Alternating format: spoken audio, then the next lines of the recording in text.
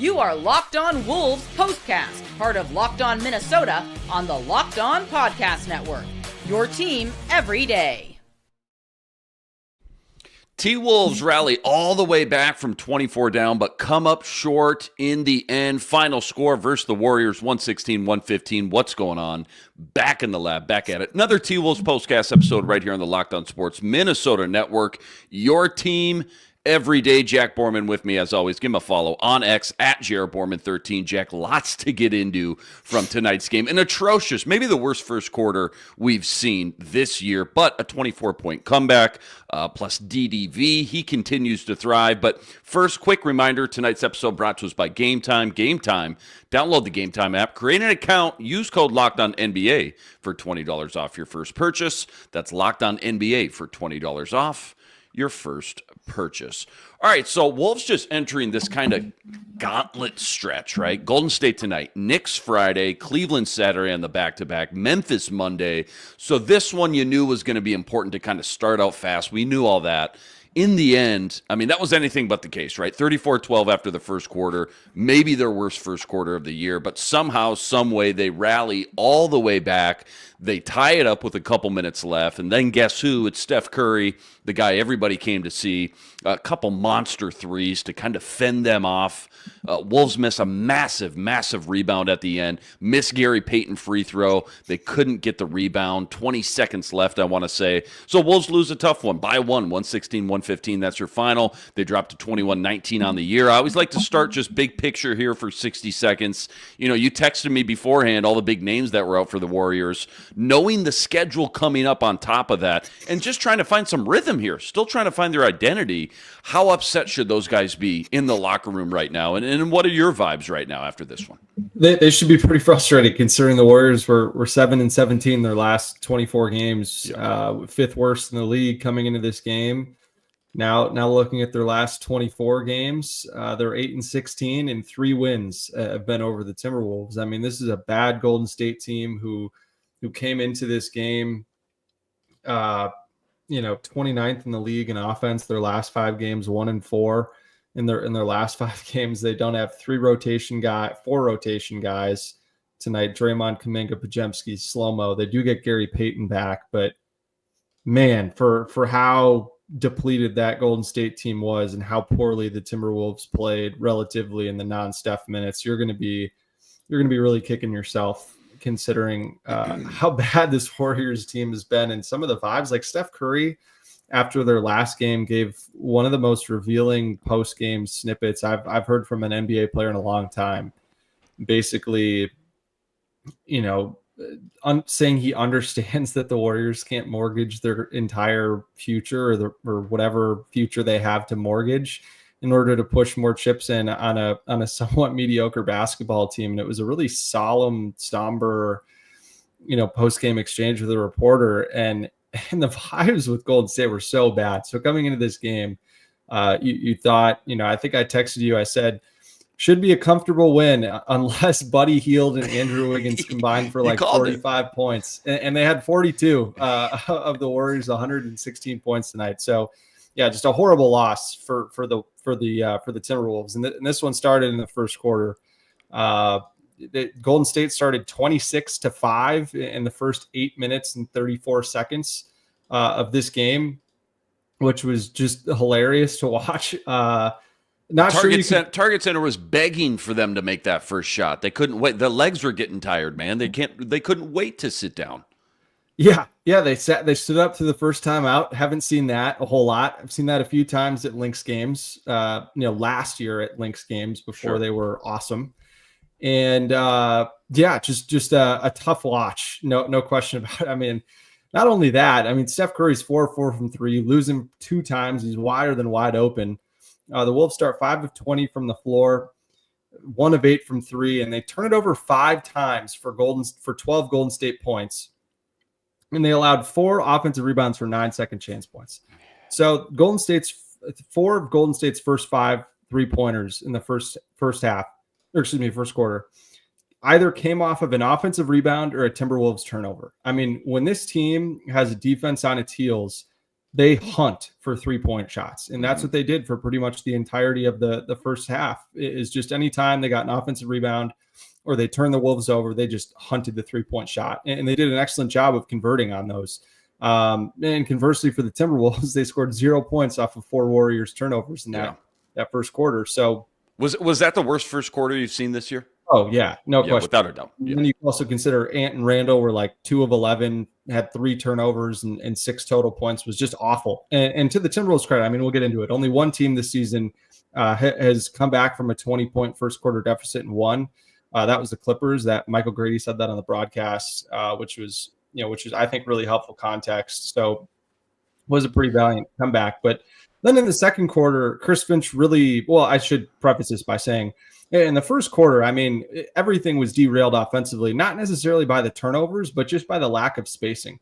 I think that the so many times Timberwolves players drove into crowds, specifically Ant, tried to drive into crowds of 3 and 4 players. And when you get deep into the crowd, not only is it tough to dribble, but it's also pretty tough to make passes out of those crowds as well. And so I think Chris Finch really did a good job for the rest of the game of not really having Randall, McDaniels, and Gobert out there on the court at the same time. He really tried to separate how those guys were playing their minutes. A lot of times it was Randall with Reed and then McDaniels with Gobert.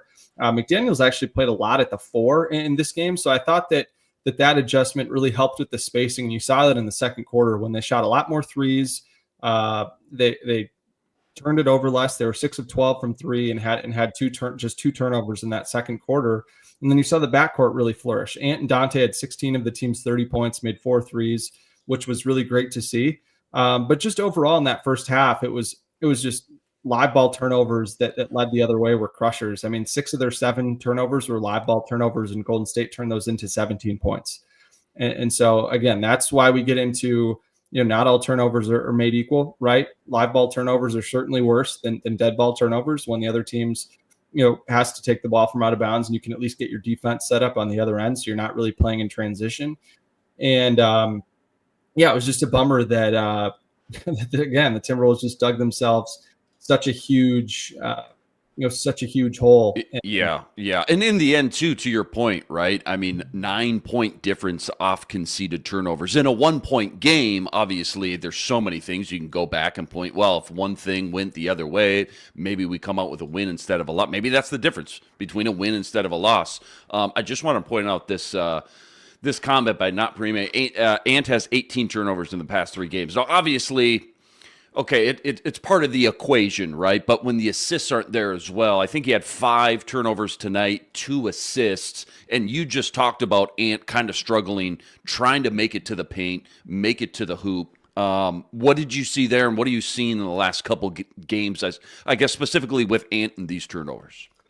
Yeah, I should at least give Ant a little bit of credit and say that one of those turnovers really was not his fault. It was Jaden dropped a really good pass in the middle of the paint, but yeah, just in general, I think, again, when you look around the NBA, there are not many players who are star offensive players that are surrounded by less spacing than Anthony Edwards is. He might actually have the worst spacing around him of any, really marquee big star that's on a team expected to play really well that I can think of. The only one I can think of who might have it a little bit worse is Jokic. Depending on who's out there for the Nuggets. But even then, it's just really tough when Ant is seeing a wall of 3 or 4 guys every single time, and then you kick the ball out to a guy like Julius Randle or Jaden McDaniels, and sometimes those guys will just hold the ball for 2, 3, 4 seconds before really making a decision of what they're going to do with it, and that makes it really tough. I think you see, like tonight, Golden State's a great example of when Steph Curry sees 2, he gets rid of the ball, and everyone else on that team is really conditioned to very quickly making an extra pass or driving with intention to, collapse the defense even further to create an open corner shot, or, they flow really quickly into dribble handoffs, or Steph will then relocate and go sprint and get the ball and just keep this constant pressure on the defense. And makes it really tough for them to constantly try to commit 2 or 3 guys to the Warriors' best player and Steph Curry. And Ant just doesn't move very well without the basketball at this stage of his career. And you can just tell, obviously, we talked about in that Memphis game a couple games ago that he really is not super interested in constantly having to fight like hell to get away from a defender and go and get the ball. So that's certainly part of it. And I think Golden State's a great example of all the guys behind the star. The other 4 guys on the floor generally do a really good job of making quick decisions and moving the ball. So I think that's part of it. And the other part of it too is Ant just makes really bad decisions sometimes of driving into crowds and not necessarily having a plan, where he tries to do too much and then makes an overambitious pass to Rudy Gobert, or gets caught in the air way too much as well. He's also just had a loose handle, way too many times. I think tonight Schroeder picked him on the drive that resulted in a bucket going the other way, and things like that just can't happen. Yeah. He's got to be more careful with the basketball and has to take more pride in that, especially considering that Minnesota does not play at a super high pace. And when you don't play at a high pace, you're not going to have as many possessions. And so each turnover hurts you a little bit more than, maybe a turnover does for a team that plays at a breakneck pace, like, the Pacers or a team like that. Right. Yeah. Just the basketball IQ overall, for sure. A lot of good points there. Great breakdown. Let's take a quick pause. Still plenty deep dive coming from this one, including, again, how the Wolves did rally all the way back from 24 points down. That's all coming up right after this. Quick reminder, tonight's episode brought to us by FanDuel. FanDuel, America's #1 sportsbook, an official sportsbook partner of the NBA. Right now, FanDuel is giving you a chance at a huge return, $200 in bonus bets guaranteed when you win or lose your first $5 bet. Why I love FanDuel? Because when you get the hunch in the middle of the game, you can go check out the latest stats. You can view live play-by-play and so much more, all on the same page where you place your bets. Again, $200 in bonus bets guaranteed. Win or lose on your first $5 bet. Go check it all out over at FanDuel.com. Get on some NBA future action while you're there. Naz Reid, 6th Man of the Year odds sitting at 6-1 right now. It's all sitting up over at FanDuel.com. Again, check it all out over at FanDuel.com and get $200 in bonus bets guaranteed with your first $5 wager. FanDuel, America's #1 sportsbook, an official sportsbook partner of the NBA.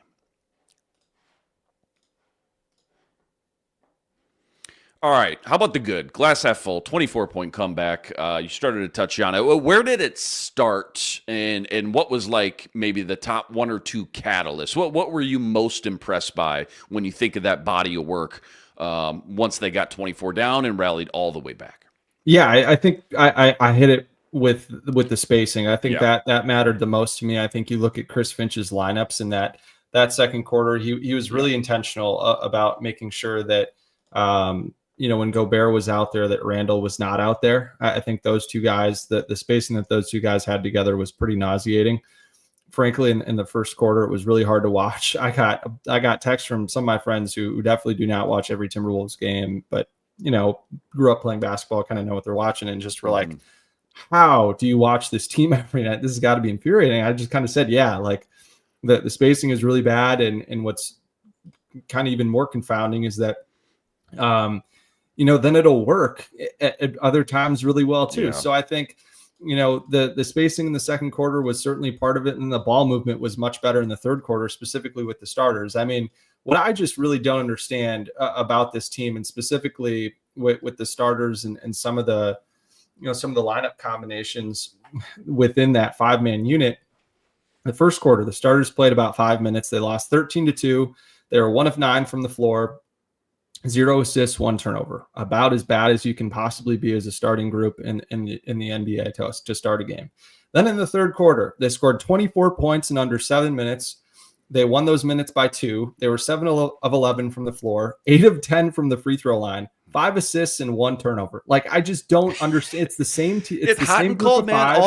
all year, game to game, even inside each game, quarter to quarter. Sometimes so hot and cold. Yeah, it's frustrating. So it's just really hard to get a read on what's real, what's not real. The only thing I can say with pretty good certainty is that over a long period of time, just that 3-man grouping of McDaniels, Randall, and Gobert is just not good. Yeah. Especially when you need as much spacing for, a mega athlete like Anthony Edwards. And imagine if Ant was not shooting the leather off the basketball from three. Yeah, no kidding. Imagine it would be even worse. No kidding. Yeah.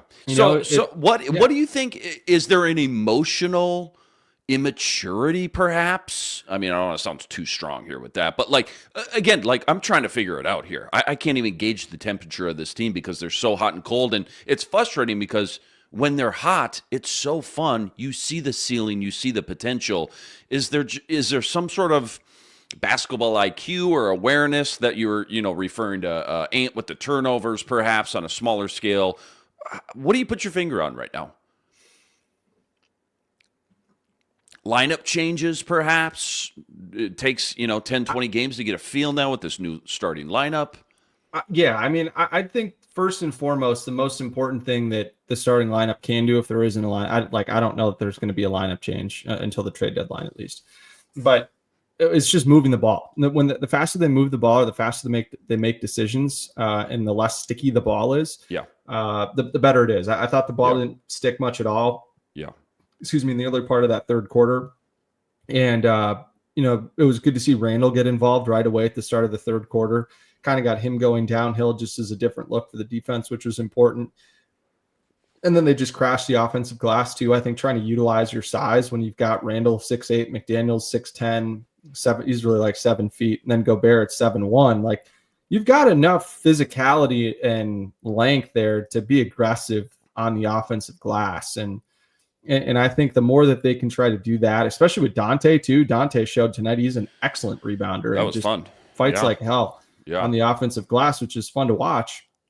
So I think that's certainly part of it too. And those factors, I think they played a lot more physical. Mm-hmm. They, were obviously the more you move the ball, the more the defense has to move, and the less they're able to pack the paint, the more you're going to have those driving lanes to try to play physical downhill, get to the free throw line like they did in that third quarter. And I pulled this up on my phone during the first ad break. I opened Twitter, and this was the first thing I saw. So I figured I'd throw it in here. Yeah. If you thought tonight's third quarter was bad, 30 free throws between the two teams in tonight's third quarter. UMass and Fordham went into triple overtime. 78 fouls, 9 players have fouled out between the two teams. I feel like I'm talking to Scott Van Pelt right now on the Bad Beats segment. You're pulling them out, man. That's just like that was the first tweet I saw. I was like, I'm not going to look at anything else, because that was like what the third quarter was like. And hey, to the Timberwolves' credit, something that I had written down for them in the third quarter, they got into the penalty pretty early in that third quarter. They were 4 or 5 in the first, let's call it 4 minutes. Donte DiVincenzo drew the first 5 fouls of the half, which was kind of crazy. You don't see that very often. Yeah. But so they get 5 free throws in the first 4 minutes, and then they shoot 15 in the final 8. So they did a great job of taking advantage of being in the bonus. I think that's something that the Timberwolves don't necessarily do a good enough job of. So the fact that they kind of turned that aggression up a notch and continue to try to play off of stops and take advantage of some mismatches that they had was really important. But I think the biggest thing about this entire comeback for me on the offensive end of the floor was just the spacing. Mm-hmm. I think if you're able to space the floor, it's much easier to make passes. It's much easier to open up some driving lanes, and the Timberwolves turn it over a lot less. So for the Timberwolves to have 5 turnovers in the first quarter and only have 4 the rest of the game, that's obviously really, really good. And that's something that you hope that you can continue. And one of those was just a dropped pass. It wasn't like, trying to do too much or anything like that. So, the more that they can get into some of those lineups that they had, McDaniels at the 4 tonight, I thought was really, really strong. You look at a lot of the minutes or a lot of the lineups that had McDaniels in there at the 4. That seems to be working. That seems either there's something there. Either McDaniels in there at the 4 or McDaniels at the 3 with Nas at the 5. Mm-hmm. So one of those two things happening. Chris Finch did that for the majority of the second half, and I thought that was a key reason why the Timberwolves clawed back into it. And you're going to give up some more on the offensive glass potentially, just because you're going a little bit smaller. But hey, this is a game where it's totally fine to go a little bit smaller because Golden State had Guy Santos, who's 6'8", Wiggins 6'8", and then both of their centers in the rotation, Trace Jackson Davis and Kevon Looney, are both 6'9". So it's not like Jaden McDaniels was the tallest player on the floor tonight, even if you take away Rudy Gobert and Naz Reid. Wow. So you don't really expect to be giving up too much on the offensive glass. So I really liked that Chris Finch was getting to that and tried to prioritize some of the spacing and at least give yourself a chance, so then you can try to hustle and get some rebounds. And that's exactly what they did, I thought, for the most part in the second half. I thought Donte DiVincenzo deserves all of his flowers. How invaluable has that dude been? Now, or we're getting to that, but well, I mean, yeah, let's take a quick break. I like it. Let's take a quick break. I do want to ask you about just the closing minutes, maybe a sequence or two, what went wrong the most, and then plus we'll talk about this Knicks game real quick Friday night. That's all coming up right after this. Quick reminder, tonight's episode also brought to us by BetterHelp. BetterHelp, when your schedule gets packed with, could be work projects, whatever it may be, it's so easy to let your priorities start to slip, even when we know what makes us happy. But when you feel like you got no time for yourself, non-negotiables like therapy, well, they're more important than ever. If you've been thinking about starting therapy, time to give BetterHelp a try, entirely online and designed to be convenient, flexible, and suited for your schedule. So simple. All you got to do, you fill out a brief questionnaire, you get matched up with the licensed therapist, and you can switch therapists at any time for no additional charge. Never skip therapy day with BetterHelp. Go visit BetterHelp.com/lockedon today. You're getting 10% off your first month. That's BetterHelp, HELP.com/lockedon. Before we talk DDV and just kind of, broader big points, the final closing minutes, maybe a sequence or two that kind of stuck out the most where the Wolves maybe left something on the table or something that just kind of wanted to make you pull your hair out, or was it just more credit to Golden State for getting the job done? Where are you at in those final closing minutes? Yeah, I don't necessarily think that I'm pulling my hair out about the Timberwolves. I think if anything, what you need to be, I shouldn't tell people what they need to be frustrated about, but what I would look at first is the Wolves had all the momentum when Steph Curry went to the bench at the 7:29 mark. They were down just 5 points, and the Warriors have been absolutely abysmal without Steph Curry on the floor this season.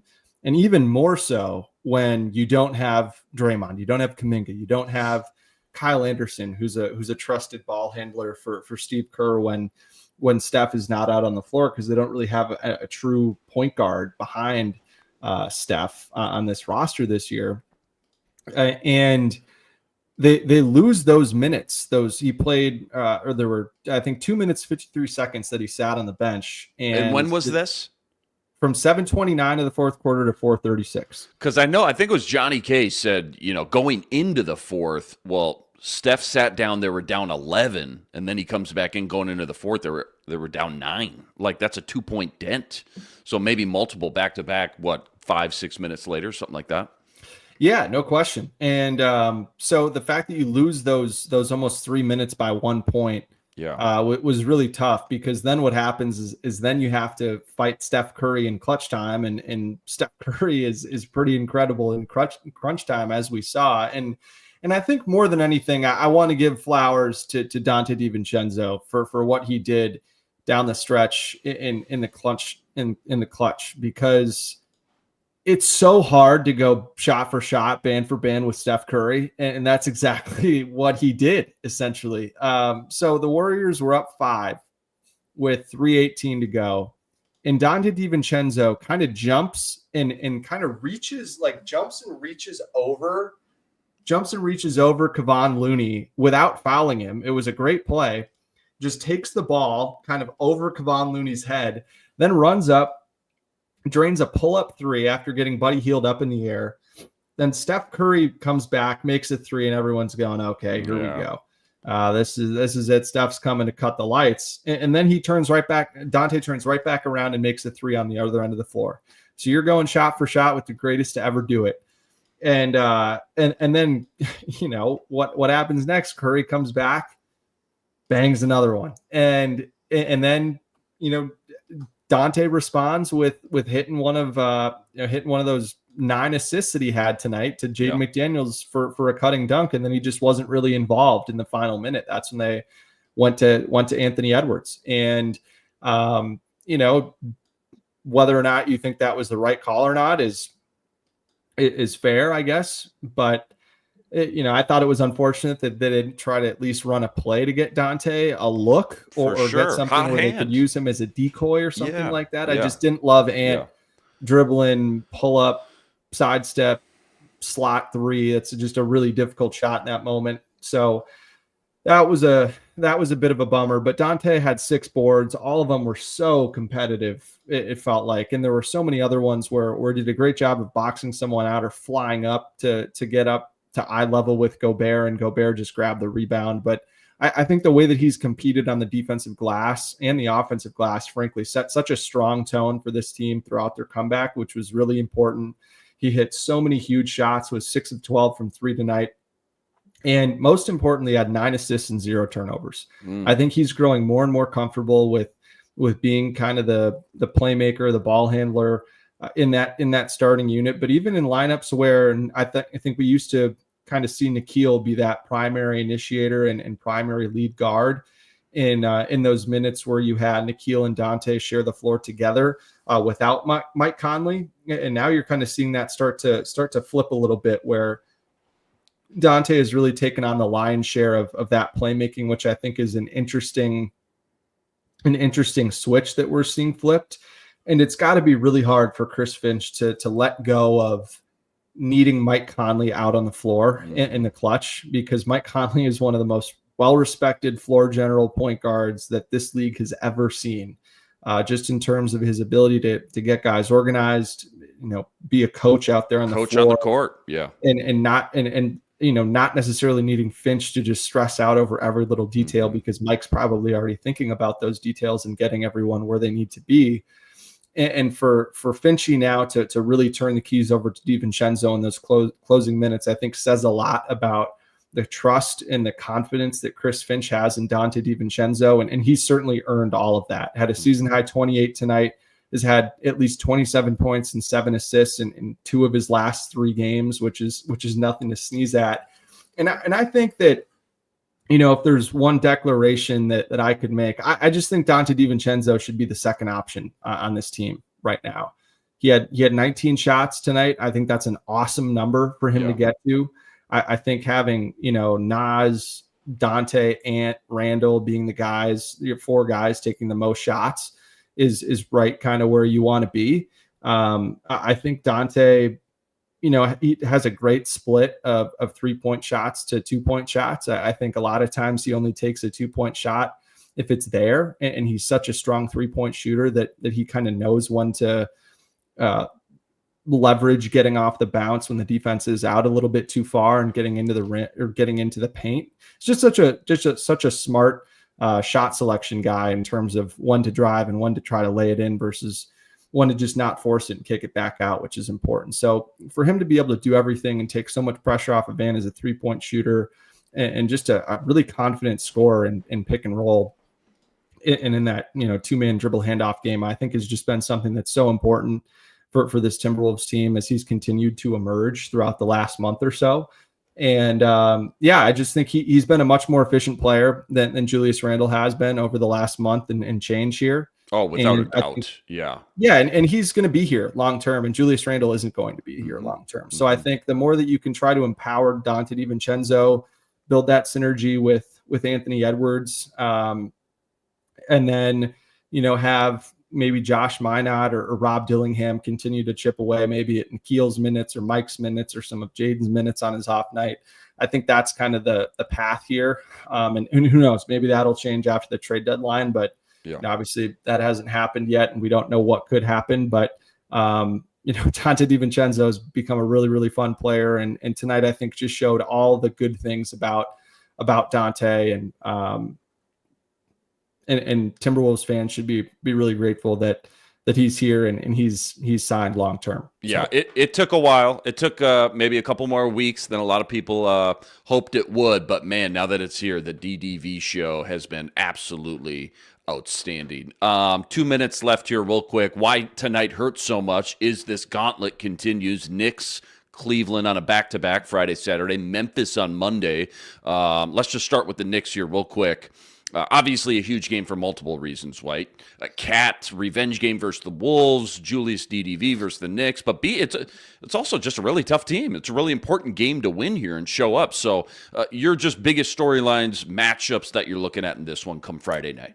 Yeah, Rudy Gobert's got to be ready to rebound. All these guys have to be ready to rebound. I mean, the Timberwolves again tonight, we talked about it the other night against Memphis. They allowed, 16 points off of 14 offensive rebounds, 22 points off of 9 turnovers tonight. That's like 2.4 points per turnover, which is an absolutely amazing, astonishing number. And so the Wolves certainly have to be better in transition against the Knicks, and they've got to be better on the offensive glass or on the defensive glass because Karl Anthony Towns has been phenomenal as a rebounder this year, and Precious Achiuwa was awesome tonight with Karl being out. Karl's got a right thumb sprain and a bone chip in that right thumb, but he's going to supposedly play through it. He was out tonight because the swelling in that thumb was pretty bad, so no word on whether or not he'll play Friday or not. But if he's not able to go, it'll mean more minutes for Josh Hart, who played 49 minutes tonight in an overtime game, had a triple-double. He's fourth in the NBA in triple-doubles now. But it's essentially a 7-man rotation for Tom Thibodeau without Karl. OG, Anunoby, Jalen Brunson, Josh Hart all played 45-plus minutes tonight. Mikal Bridges was at 43. So I think this is a team that has not trusted their bench very much outside of Deuce McBride. So I think the more that you can just try to run with this team and try to tire them out as best you can with how many minutes they're logging, I think is going to be really important. So if you can run off of stops, and I think if you can spread them out too and take some threes, that's going to be really important because this is a Knicks team that doesn't necessarily shoot a ton of threes. They're bottom 6-7 in the league in 3-point attempts per game. And so I think if you can kind of make it a math equation a little bit on some level and balance out some of the turnovers, because that's going to be a big one with, Knicks are top 5 in turnover percentage. Wolves are bottom 5. So I think knowing that you're going to lose the possession game a little bit, and also considering that the Knicks are, a top half of the team league and top half of the league team in offensive rebounding. Knowing that you're going to lose the total overall shot battle and possession battle, you've got to make up for that with generating a lot of threes. So you've got to really share the ball and move it and keep defense moving in rotation, because between Josh Hart, Mikal Bridges, OG Anunoby, those are 3 of the best wing defenders in the NBA, all on one team that are going to play a ton of minutes. And Deuce McBride is a really good defender off the bench as well. So can't drive and play one-on-one against this team. Really got to move the ball offensively. Great stuff, man. As always, great breakdown for Friday night's game versus the Knicks. Tonight, Wolves 24-point comeback. It comes up one shot short final versus the Warriors. 116-115. Wolves dropped to 21-19 on the year, 2 games above 500. Hey, as always, though, huge shout out to all you guys, all the everydayers out there that always make us your first listen. All you guys coming in the chat and venting with us from game to game. Make sure you make sure you subscribe if you haven't already, and go follow Jack at JR Borman 13. He's usually live from the Target Center almost every home game. ESPN was all up in your grill tonight, so you had to watch this one from home. But kind of a nice treat to watch these home games and listen to great. Were you ESPN in it, or were you Grady and absolutely not. I was Micah grading it all day long. He's the best. Yeah, he's the best. He's just awesome. Love him. Knicks up again this Friday night, 6:30 p.m. tip-off. We'll catch you right here, same time, same place. But until then, signing out.